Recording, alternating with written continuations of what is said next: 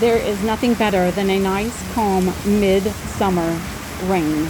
I got so lucky while filming this.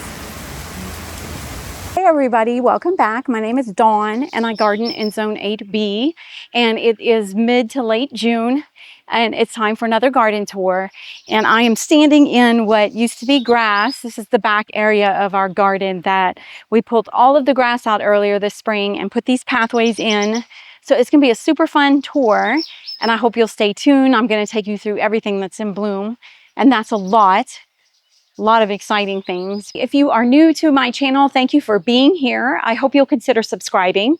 Make sure you hit that like button and leave a comment because I love to meet my new viewers. But if you are returning, thank you always for coming back and leave comments. I love to hear from you guys. I do try to respond as best as I can. When you subscribe, like, comment, share, any of those kind of things, it helps my channel grow and I appreciate that so much.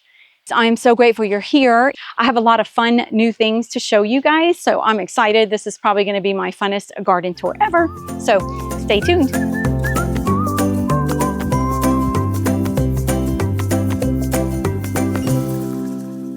And I do want to start here with the Verbena bonariensis, and also known as purple vervain. This verbena was grown from seed. And I love the whimsical nature of this plant and the way it just kind of flows in the breeze. The spinach is doing beautiful as well, including the spinach that I propagated back there. Both of them are doing amazing. I love the underside of the leaf. That purple foliage is just gorgeous. The Rose Creek abelias all made it through the transplants. Thank goodness. They were struggling for a while. But I love this little sedum that, again, would like to gradually just kind of overflow onto the sidewalk here. And down here is the Russian sage that I thought wasn't growing until I went and looked back at the video from when I planted it. And they have grown so much. So I'm pleased to see that. The blooms are beautiful, but I think it's time to go ahead and do the Chelsea chop, get those blooms off, let them rebloom. And then back behind those, the drift roses are doing so beautiful. And then I grew this apricot agastaki from seed, and I'm pleased with how it's looking. They all survived. And then back behind that, this is just butterfly weed, also from seeds. The butterfly weed on the other side of my yard dropped seeds everywhere. And so I had little babies, and I've got them all over the yard. And the greenhouse is looking cute. Let me give you a peek inside. The baskets look so cute, filling out nicely. And it is missing I put some Dichondra falls. That one's kind of empty, gone away. I don't know what happened to it, but this one's filling out. I feel like it does need some kind of other color in there. The mondo grass is kind of not really shining. But look at the floor. If you didn't get to see the video, I'll put the link here. But I finally got to redo my floor that I've been talking about for years. And I'm so super, super excited about it. And I'll be able to start keeping a little stash of pots. I caught Shades of Green with a 50% pottery sale. So $2.50 for the cute little pots. But as you know, I live in Texas, so the greenhouse is pretty much off limits in the summer. It just gets too hot to do much out here. The Perfect Storm hardy hibiscus is doing beautiful. And I have some before and afters. I'll try to stick a before on the screen. When we redid this, they were transplants, and I never know if they're going to come back. They came back beautifully. And then the Greg's Mist is doing a beautiful job of trying to attract pollinators. And then the phlox, a lot of these suffered in the transplant. I had 3 of them and I was down to 2. And the second one was struggling, so I wound up just putting them together as one plant. This is grama grass from seed, and you can see the little feathers are starting to come out. It is a Texas native. It's below the vitex tree here. And I love my little cone. It's got heliotrope and some Dichondra falls in here. And I think I got this cone, it was on clearance at Callaway's during the winter. So sometimes it is fun to catch things off season. You can get some good sales, because otherwise I don't think I'd have paid full price for that. But I do love how it looks right here. And then it looks like I'm going to get lucky, catch my daylily in action. This is probably the last of the daylilies back here. I see one more bloom back there. And then I have some rue for the swallowtails. This is a host plant. I love the rue. Can you see the blue tint that the foliage has? I put it for the swallowtails, but I may actually just start making some landscape beds with that. Let me back up here a little bit. And under the proven winners is the, I always say black-eyed Susan, but it's the Blackfoot daisy. And then some pentas that are going hiding underneath. I think it might be a little bit too late to transplant those. So keep in mind, all of this is fresh beds. So I think in a couple of years, this is going to look absolutely incredible as everything fills out. The catnip pajamas down here are actually, oh, that's cat's meow, starting to fill out. I have some blue days here, or Blue My Mind, that I just planted on either side of this curve here. So as you enter the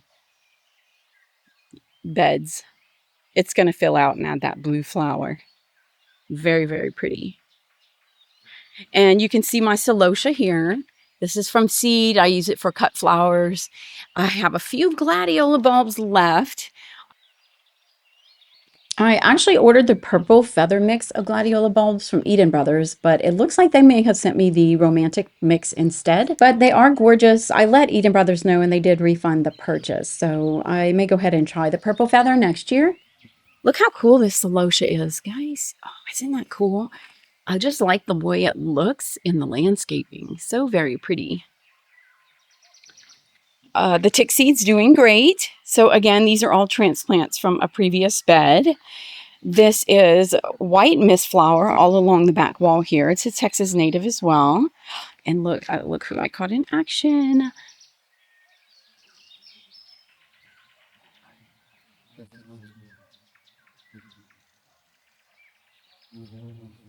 I love it when that happens. The hyacinth bean filling in beautifully, and all of the creeping Jenny starts to drape over the fence. It's all a very beautiful combination.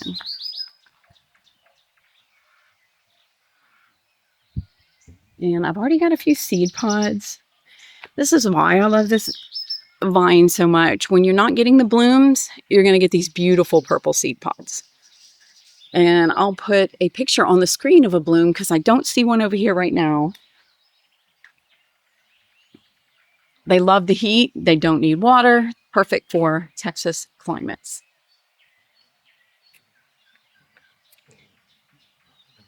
Euphorbia.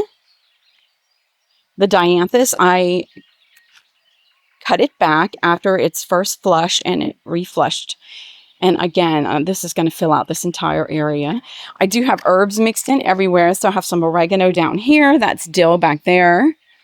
The dill is more of a host plant. The oregano is for our cooking. We use a lot of fresh herbs in the cooking. This is pink skullcap, again from transplant. And they are trying to come back. And they form such beautiful little round mounds. So I kind of look forward to those spilling out. I love for things to kind of spill out onto the pathway. It just kind of helps soften the area. But let me get a close-up into the baskets or the urns. They look so fantastic. And you can see the little Gazania trying to pop its head through. And then this basket my daughter gave me for Mother's Day. And I think it's so pretty. It was full of celosia, and I decided to, you can see the celosia all in there. I added a scavoli and some petunias just to add some draping color, and it looks so pretty. And back here you can see the hydrangea doing amazing. They were a light blue and now they've faded to a light green, but still very pretty. They haven't turned crispy yet. And here's the little baby propagated from the mother plant here. And then, of course, the gorgeous, gorgeous bear's breeches that just for the foliage, I would grow it. But it's definitely time for me to take this stalk off. But I'm struggling to do it just because I call it summer interest. Because that's what we have here in Texas, summer interest. We have summer interest and winter interest, whereas most places just have winter interest. But crispy is sometimes good for summer interest. So I don't know. I might keep it, but probably due to take it off. The salvia down here, I went ahead and gave it its Chelsea chop, but I do see a few blooms coming back. I expect this to fill in this entire area here. So this beautiful bronze fennel is a host for the swallowtail. I don't think the camera does it justice, but it's absolutely gorgeous. I've got some artemisia planted behind it, hoping that the color doesn't get lost in the garden. This is the lion's tail. Still no buds, no blooms, but it is filling in as well. The butterfly bush is probably, I think, the same age I planted them. So it has been blooming pretty well, putting on more blooms than growth. I'm okay with that. And then down here is bee balm. It was a beautiful, beautiful lavender bee balm. After the blooms faded, I went ahead and deadheaded it, and it's put on some beautiful foliage. And I love the way that looks. The Mystic Spires salvia is filling in this area. This area struggles a lot with roots. I have a cedar tree here, an oak tree here, and a holly tree. And so all three of those roots are under this bed. And so I really need things that don't need water, but I know that they still need nutrients. So there's a lot of fighting over on this side of the garden for nutrients and that type of thing. Here's more of the apricot agastache. And I transplanted some carex probably about 3 weeks ago. And I see a lot of new growth, so that makes me feel better. It looks like it's going to take. Back here are the wood ferns that I love. I would like to fill in this entire area with these. So that might take some time dividing them and getting them to fill up this space. The oak leaf hydrangeas, doing well. I leave those buds on as well for winter interest. Look at the dragon wings, how gorgeous they are, doing so well. It just looks like one massive dragon wing. One thing I'm loving right now is the gorgeous, gorgeous Silver Falls Dichondra. One of my viewers mentioned it looks like moss, and she's right. I didn't even think about it, and that might be why I love it so much. I'm originally from Louisiana, where we had moss on all the trees. I loved the movement that this is offering this space. I have drip running up the tree and then just down to this. And so it is getting watered twice a day, and it probably needs a little bit more water than most just because of the airflow. Constantly in the breeze and constantly moving. All right, let me step in and show you guys this gorgeous, gorgeous bleeding heart vine. And it is putting on so many beautiful blooms, and I can't wait for it to get all the way to the top to the finial and then just have the blooms cascading off the sides. But the foliage itself is very beautiful and worth it just for that. As long as I can catch the growth when it's young, I can hook it onto the spirals without breaking the branches. And this beautiful combination of Helen von Stein lamb's ear and rainbow ascot euphorbia is filling out this corner of the back beds. So pretty. The contrast of the greens is gorgeous. And I'm really surprised this pristine blue penstemon has put on new blooms. For its first year, it's doing pretty good. I had cut it back, and this is its second flush. Let's head to the beds behind the pool area here.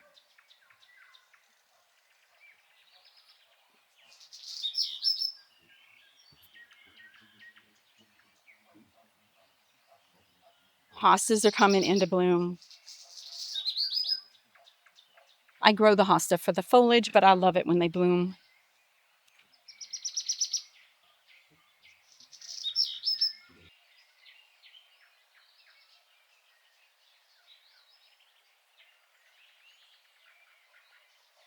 we'll just do a quick walkthrough in this area. Again, the sun is starting to rise, so it's going to start blasting over here. Gerber daisies add beautiful summer color. It's starting to get so convenient to just overwinter in the greenhouse. Things are not getting as expensive, replacing items. Hostas everywhere hiding, and then coleus also. Again, these coleus are just plugs from what I overwintered in the greenhouse. The heliotrope reseeded. You can see it's an amazing Texas plant. If you can get your hands on some, I would, but it is reseeding in my containers as well. Walk along here, hopefully I don't fall in the pool. And then some daylilies still in bloom.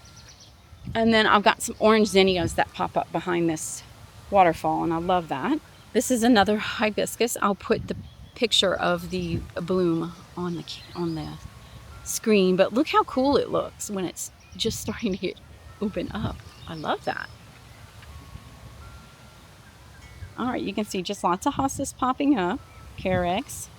And then this is the Blackfoot daisy. They start to fill out.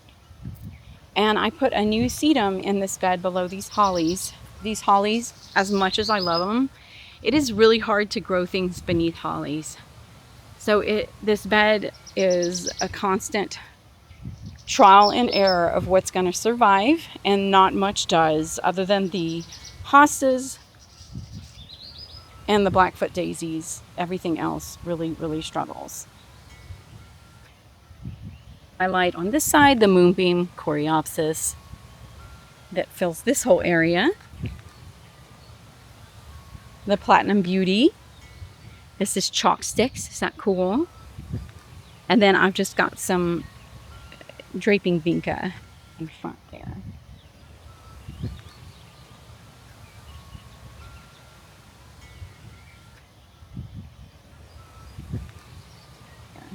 But this Rebecca is starting to bloom. You can see the buds everywhere.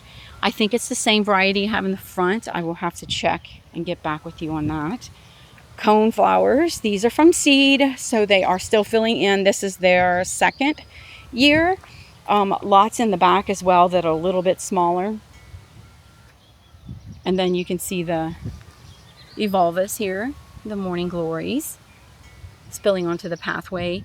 The blue is so beautiful close up. It's really hard from far away. You can't see that color. Such a vibrant, beautiful blue.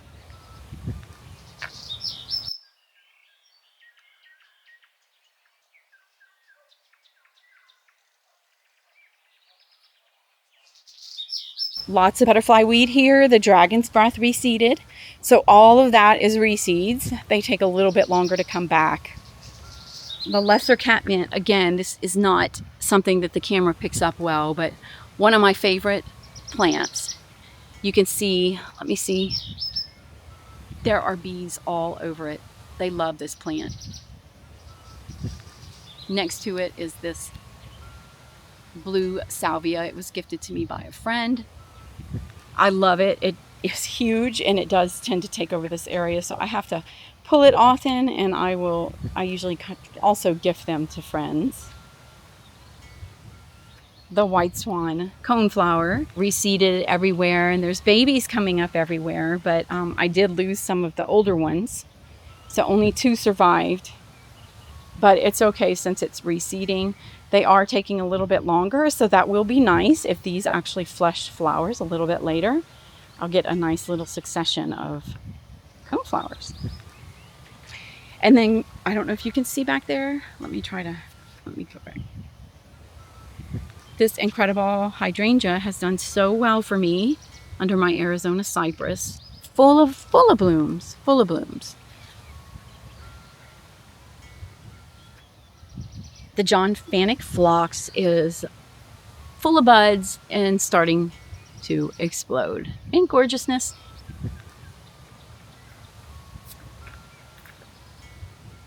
And then behind that, you can see the butterfly weed. It's reseeded all over my yard, and it's interesting because the ones that are on this side of the yard are already full and in bloom, but from this side on out, they still look like that. So just a back view, or here's a full view of the Arizona cypress, and below, it's a beautiful sight, one of my favorites in my garden.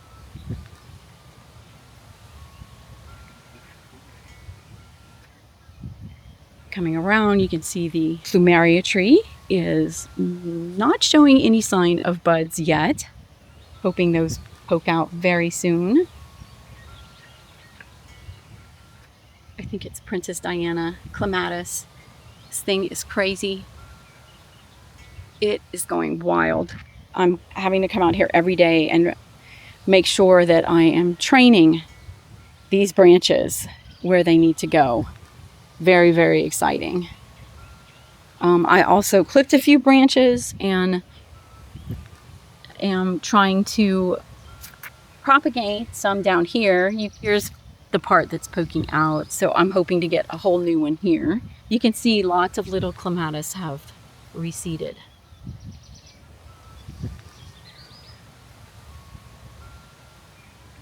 The Draphrosas, this is their second flush. Again, more butterfly weed. Look at the cozanet.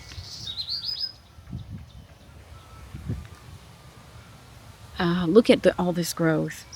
Look at all the growth. I have to come out here and train this. Oh, almost had a wasp on me. Come out here and train all of this that's just shooting out. See how it's all shooting out? And I don't want that. I really want it going upwards, not outwards. And as we come around, you can see all of that alyssum there. It reseeds every year in this area. And this is Liatris. That is Bandolista yellow lantana in front of the Drifrose there. And that Heatwave Blue Vinca is from seed, from Baker Seeds. And again, I think I just want it to drift onto the sidewalk here and just kind of soften the pool deck a little bit.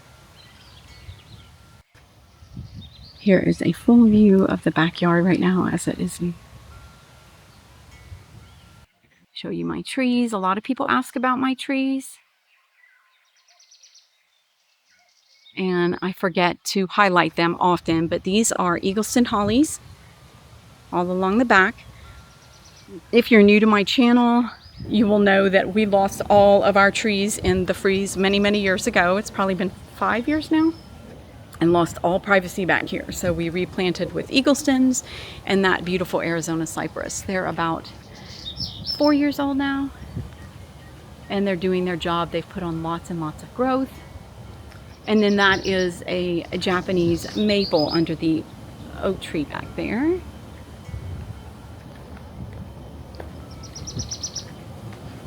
Right there. And so I think that will get pretty huge as well. And then around the pool deck is just a bunch of annuals. Here's some pentas. I think this is skyscraper salvia. And then in my rose tree, I think I have what's called peachy keen verbena. And a couple of wave petunias. My sweet little rain gauge. And then my beautiful orange rose tree. This is one of my most challenging areas, mostly because it only gets afternoon sun. So I am trying this combination now, Texas sage with Dusty Miller and Sundrops. And then under my holly here, I have Turk's cap, holly ferns, and the lamb's ear. So this is going to be a nice, beautiful silvery green combination when it fills out, which the lamb's ear is starting to fill out nicely. Show you my new garden gate. If you did not tune into that episode, I'll include a link. Very exciting. Love all the detail.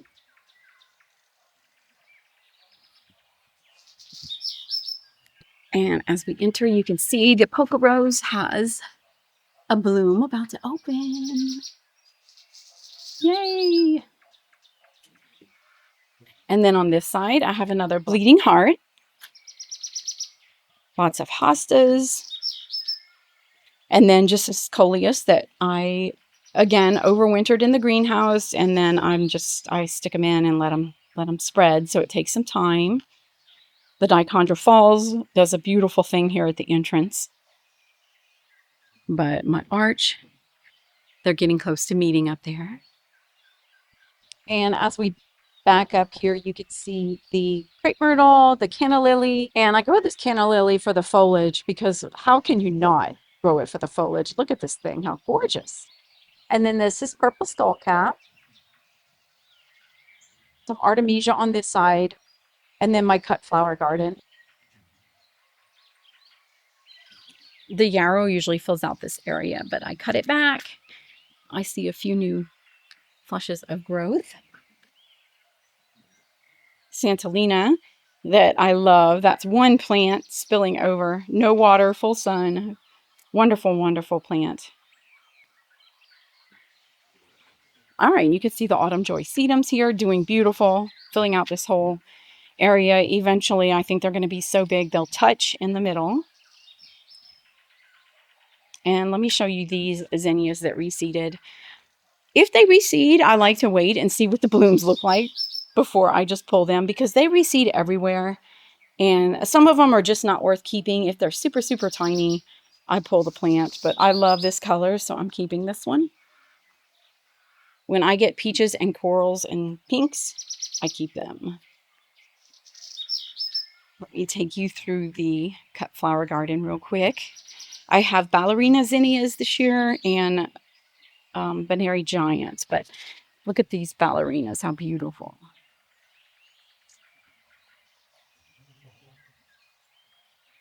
I love that washed out vintage color.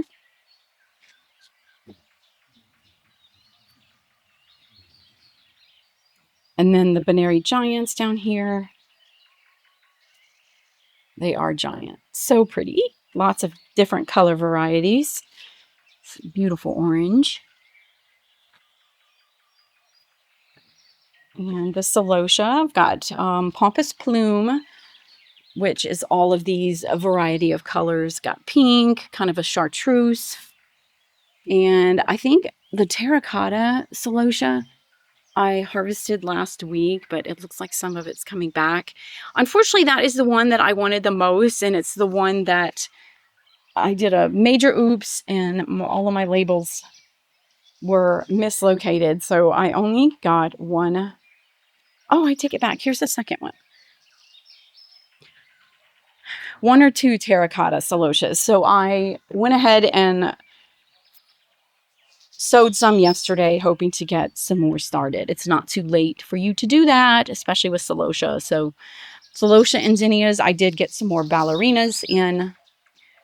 So I would do it now. If you still have time, you should get out there and do it. But look at the sunflowers.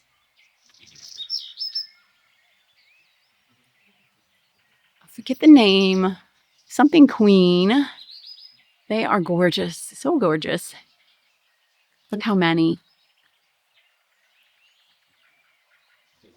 These are the Sexy Rexies. I'm getting a second flush. They also have struggled. My roses have all struggled this year with the rains, but they're coming back nicely. I had to cut them back and defoliate most of them because of the black spot. But you can see the buds and blooms are starting to... Here's a really nice fold out bloom. I love these roses. And the veggie garden keeps moving. We're trying to find a good place for these grow bags. But we have, I think this is eggplant, okra. I've got some celosia seeds started and some ballerina zinnia seeds started. This is the terracotta ones that I was talking about. Okay, and then in here he has tons. Rob is mostly in charge of the veggie garden here, but we've got lots of poblanos, some bell peppers down there. Can't see any. I think he might have harvested them. Lots of tomatoes. Beautiful, beautiful tomatoes. And then I think, did I say eggplant? What is this? Yes, this looks like eggplant. So the other one might be cucumbers. Yeah, I think these are cucumbers here. We've got to get a trellis here for those. And then this is amaranth from seed. And then I am trying letting these snapdragon, these are my favorite, these coral snapdragons. So I'm going to be collecting seeds. Looks like caterpillar poop. The seeds drop onto the leaves and I harvest them. But let me see if I can go find our little monarch friend. There she is. Here she is. Okay, instead of spending all this time filming, I'm going to hang out here until she lands. Here she is.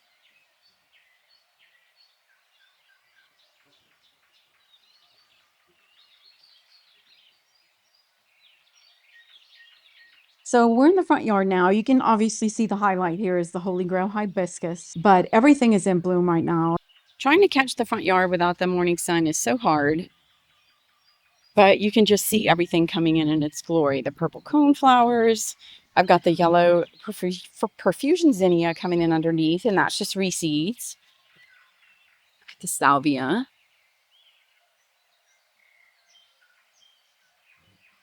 And a few liatris kept their way in the garden on this bed, and they're not supposed to be here. I thought I dug them all up and put them up there by the Holy Grails, but I'll have to get these at the end of the season. I don't want to mess up these pretty blooms now. And it's hard to believe, but look at all the snapdragons. I keep cutting them back and they're fighting their way, making more blooms. And so I'll cut them back again because I think at this point they look a little bit messy. But look at that bee balm. And guys, I was not a fan of red in my garden. However, once I started growing Holy Grail, I felt the need to have that color repeated throughout my garden. So by adding the bee balm, and then I've got some dragon's breath celosia also going on, I feel like it just kind of helps tie it all together because there's no way I'm getting rid of that Holy Grail. This blue juniper, I did twine to keep it. I want the trunk to grow more upright and not out, but I think I pulled the twine off. I don't see it anymore. I want its base to be thin so that I can grow the flowers around it. And I think it is a beautiful specimen in this part of the garden. But look at the mystic spires. Is there anything so gorgeous? And then I've got some Magellan zinnias that reseeded themselves. And they are popping up everywhere. In fact, I see one in the middle of the salvia right now. Look at that. Oh, I hope more come up like that. I'd love that. Here's another hardy hibiscus. Beautiful. And this one is under a crepe myrtle. So once the crepe myrtle starts branching out and blooming more, this one kind of disappears just because it gets a little too much shade. Japanese maple.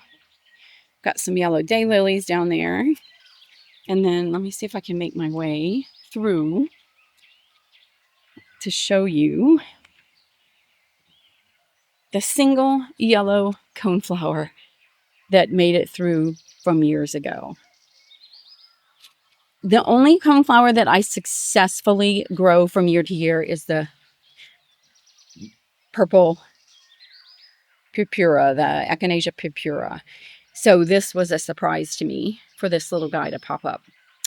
And I threw a bunch of seeds in. I don't see, it did reseed down there. I don't see that many little babies. So he might be my sole survivor.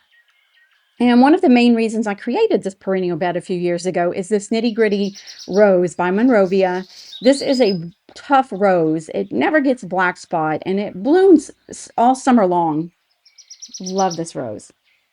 And back here is the stained glass hosta. And I think I may have called it guacamole on some previous episodes, but it's stained glass. Absolutely gorgeous. And behind all this is this ajuga party.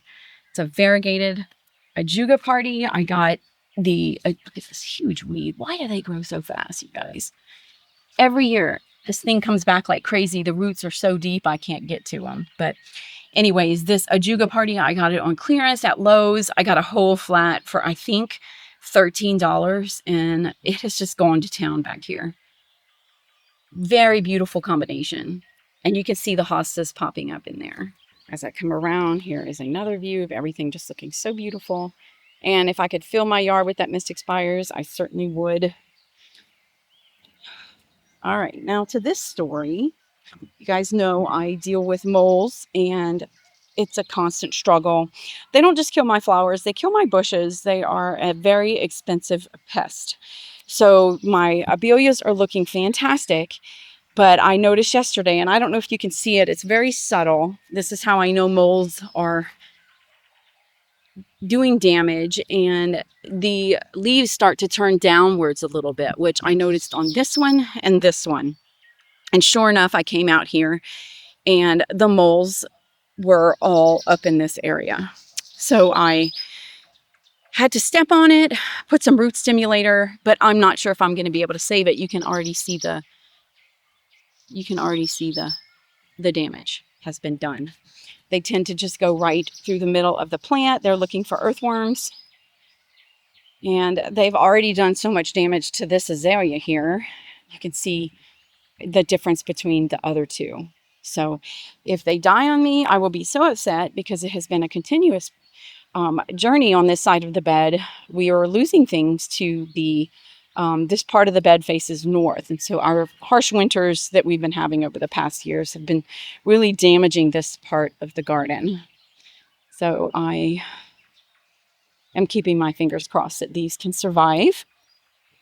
Some little profusion zinnia reseeds, double play doozy.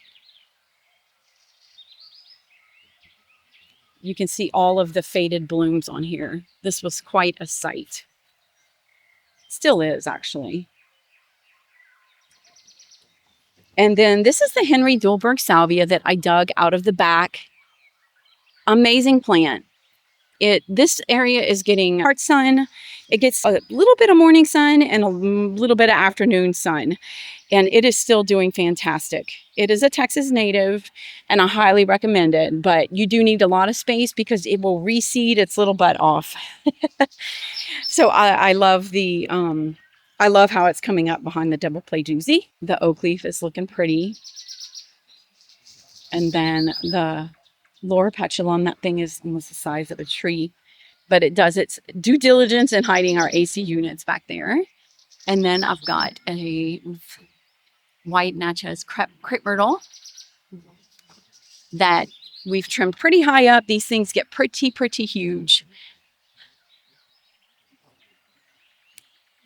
And I started an episode on it, but didn't do it because we created more problems than we wanted. We got a water barrel through the city of Frisco, and I can't believe how quickly it fills. It filled in one rain, and the problem is, after it fills, it washed out all of the dirt from the bottom of all of my clearas, and it all wind up down here in the river rock. So we're having to figure out that problem. We almost wish we had gotten 2 or maybe even 3 rain barrels. But the water just comes out with such a rush. Rob went ahead and tried to fix it by putting on an extension, but that also just kind of flew off when the rain came. So we're in the process of figuring out how we're going to work this. But it is nice to have this free water for this side of the garden.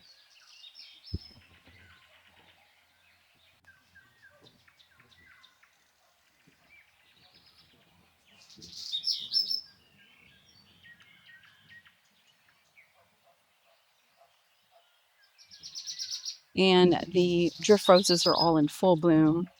So beautiful.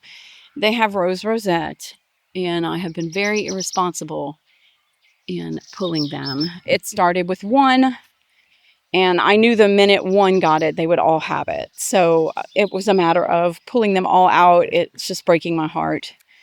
But we're probably going to be removing more grass over here. So honestly, I'm just hanging in there. And I'm going to pull them all out, and we're going to rework this bed and remove some more grass and just kind of pull this bed out a little bit more, where we get we get full sun on this side of the yard. And so it gives us a little more options for plants and Texas natives. This is Rebecca. This is, forget what kind of Rebecca this is, but I struggle a little bit with them coming back for me. And I'm hoping this was in the, I'm hoping this variety will. It was with the perennials and Texas natives. So my fingers are crossed that it will do that for me. But look at the Helen von Stein lamb's ear. The sunshine ligustrums add that beautiful, beautiful chartreuse color. And in the bed here, there is the Gunfrina, and then the yellow Profusion Zinnia. And then this is Dragon's Breath Celosia from seed, Rue Salvia. It's supposed to be an annual, but it comes back as a perennial for me. And I love it. It stays a little bit smaller, but it still blooms all summer. So it's become one of my favorites. I have it on both sides of the entry here. And then these are the White Queen caladiums. So funny, they're coming back pink. I pulled the bulbs up last year, replanted them. And so I guess they've morphed a little bit in time, but they're all starting to come up right now. One thing I'm enjoying about the greenhouse is being able to overwinter things. And so look how the fern's coming out of the roots. Isn't that fantastic? So that's been super fun watching that happen. This is the At Last rose. The blooms are all fading now, but it was covered in a beautiful peachy bloom.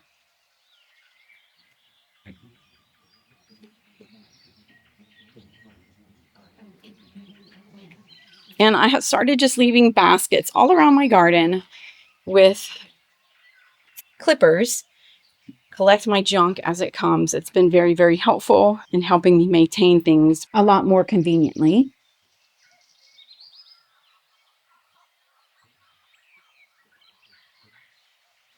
All right, the sun's starting to come up, but this is a beautiful entryway pot. Scavoli, some lobelia back there, beautiful petunia, and then the dusty miller here. And on this side, this is that lavender phlox I showed you guys. I bought it when it was not in bloom, but this is not okay with me. I get, I don't know. It was supposed to be lavender, and instead it came out a bright fuchsia. It's pretty. I'm not sure if I'm going to keep it in this spot. And that's just the risk when you buy things without a bloom, which is what we need to do in Texas. We've got to get things into the ground when we can to get them established for summer. So a lot of times that means buying it without blooms. Now, this was a fun thing for me. This is I think it's superberry petunia, and it perennialized here in the garden. So it is coming back, and I've got several. I've got one, and then I don't know if you can see over here. I've got several that are coming back, and I'm super, super excited about that because look how big it is already. This one's obviously doing the best, and I'm not sure why. The orange daylily.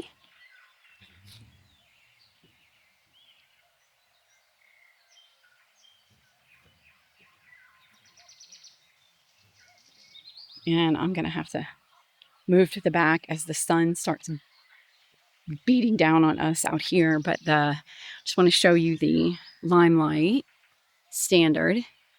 I put it in a pot. I have not had success with it in the ground. Limelights, but this one is looking beautiful. And I've just got it underplanted with lots of pretty little flowers there. And here's a couple of gorgeous Kong coleus.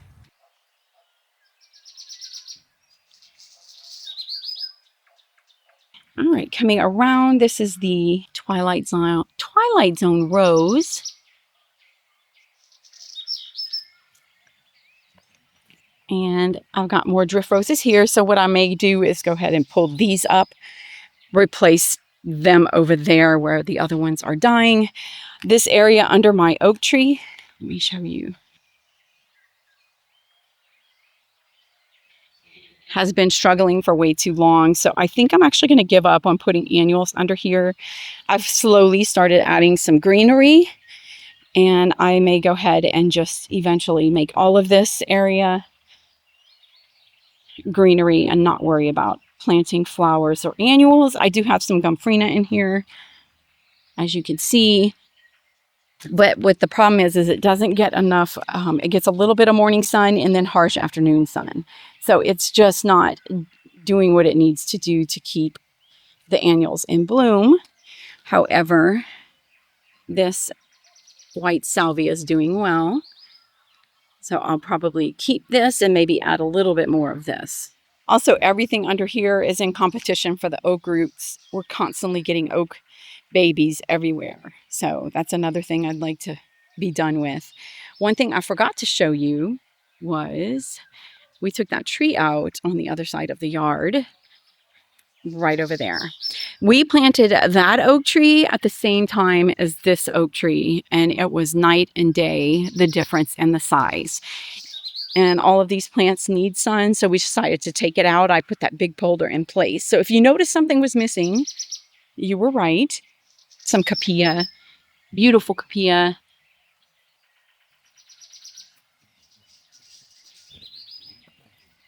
The Hortsman Blue Atlas cedar. It's gorgeous. And this tree only gets to be about 15 feet, so it'll be a nice ornamental. And then the other Japanese maple up here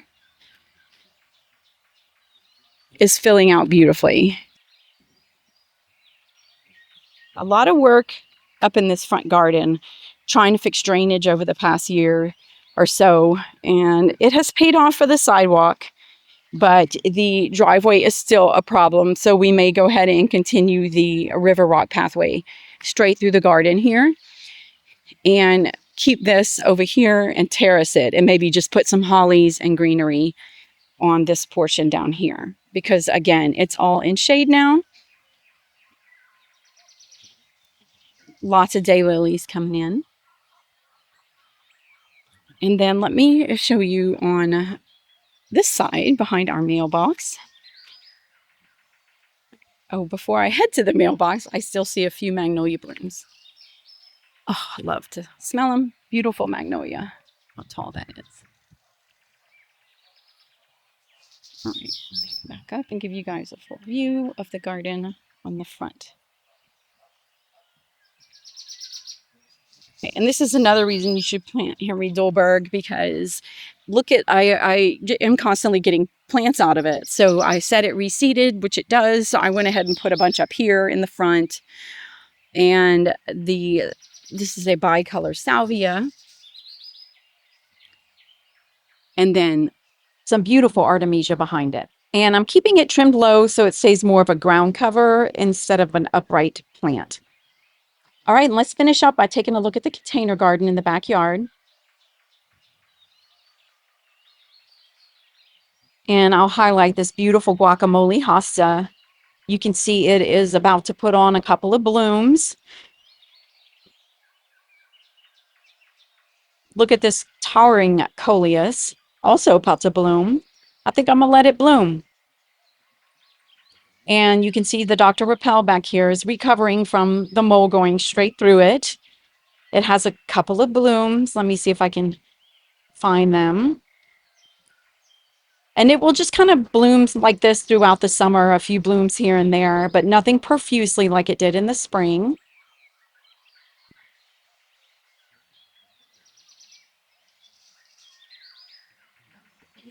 All right, and let me just show you the Japanese maples. I'll do a 360 back here.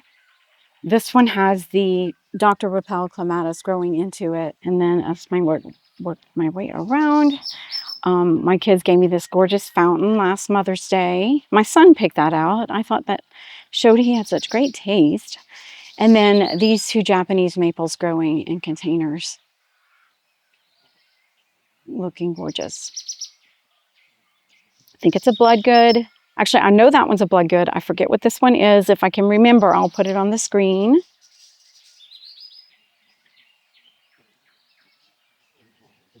And then a huge Natchez crepe myrtle with white blooms above it.